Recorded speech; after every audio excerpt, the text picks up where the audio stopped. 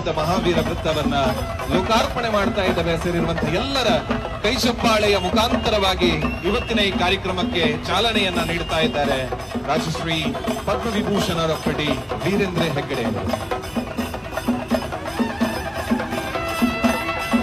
ಗಣ್ಯಾತಿ ಗಣ್ಯರ ಉಪಸ್ಥಿತಿಯಲ್ಲಿ ಬಹಳ ವಿಶೇಷವಾಗಿರುವಂತಹ ಮಂಗಳೂರಿನ ದಕ್ಷಿಣ ಭಾಗದಲ್ಲಿರುವಂತಹ ಪಂಪುವೆಲ್ಲ ಹಲವಾರು ವರ್ಷಗಳ ಒಂದು ಉತ್ತಮವಾಗಿರುವಂತಹ ದಾಖಲೆಯ ಕಲಶ, ಆ ಕಲಶವನ್ನ ಇವತ್ತು ಅನಾವರಣಗೊಳಿಸ್ತಾ ಇದ್ದಾರೆ. ಮತ್ತೆ ಮಗದೊಮ್ಮೆ ಕೈಶಪ್ಪಾಳೆಯನ್ನ ಕೊಟ್ಟು ಇವತ್ತಿನ ಈ ಕಾರ್ಯಕ್ರಮದಲ್ಲಿ ಮುಖ್ಯವಾಗಿರುವಂತಹ ಕಲಶವನ್ನ ಪ್ರಾರ್ಥನೆಗೊಳಿಸ್ತಾ ಇದ್ದಾರೆ.